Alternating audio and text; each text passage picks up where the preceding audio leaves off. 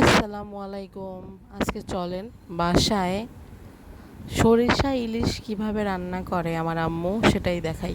তো মাছগুলো আগে ভেজে উঠাই নিছে হালকা ভাজা দিয়ে। তো একটা সুন্দর কড়াইতে প্রথমে ওই মাছের তেলের মধ্যেই পেঁয়াজ, কাঁচামরিচ এগুলো সুন্দর করে ভাজবে।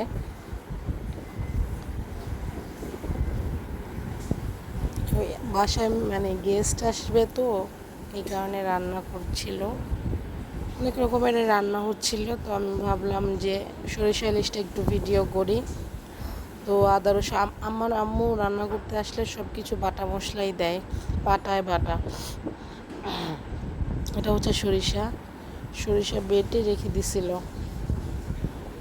তো একটুখানি পেঁয়াজটা বাদামি হলে পানি দিয়ে সেখানে এখন মশলাগুলা দিবে।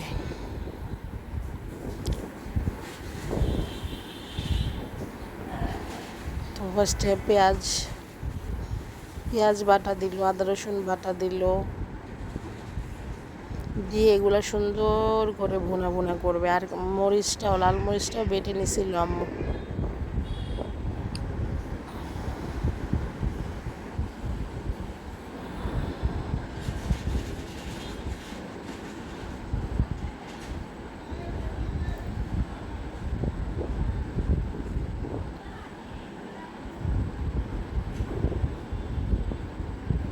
তো এখন লাল মরিচটা দিয়ে দিতেছে, একদম বাটা মরিচ।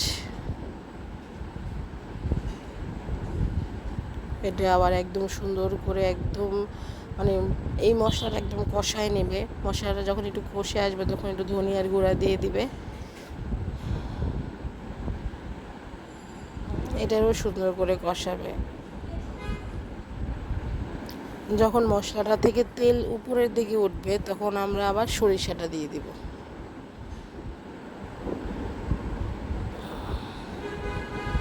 এই হচ্ছে সরিষা। তো ভুনা মশলাটার মধ্যে সরিষা বাটাটা দিয়ে দিল, দিয়ে এইটাকে এখন আবার ভুনা ভুনা ভুনা ভুনা ভুনা ভুনা করবে, একদম সুন্দর করে কষায় নেবে। একদম যখন সরিষাটা হালুয়ার মতো হয়ে যাবে, তেল উপরের দিকে উঠবে, তখন ওই সরিষা বাটার ওই যে বাটিটা ওটার মধ্যে আর একটু গরম পানি দিয়ে ওইটাও দিয়ে দেবে। এরপর ভাজা মাছগুলা সুন্দর করে দিয়ে দিবে ওই সরিষা ভুনাগুলার ভিতরে। তারপরে আবার গরম পানি দিয়ে বেশি নাড়া যাবে না, তাহলে মাছ ভেঙে যাবে।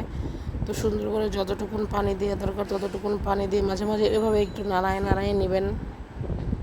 তারপরে একদম সুন্দর ফুটবে, হতে হতে হতে হতে সুন্দর একটা কালার হয়ে যাবে। এই যে দেখেন কি সুন্দর একটা কালার হয়েছে, খেতেও অনেক মজা হয়েছে। তো আপনারাও বাসায় বানায় বানায় খাবেন আর সবার জন্য দোয়া করবেন।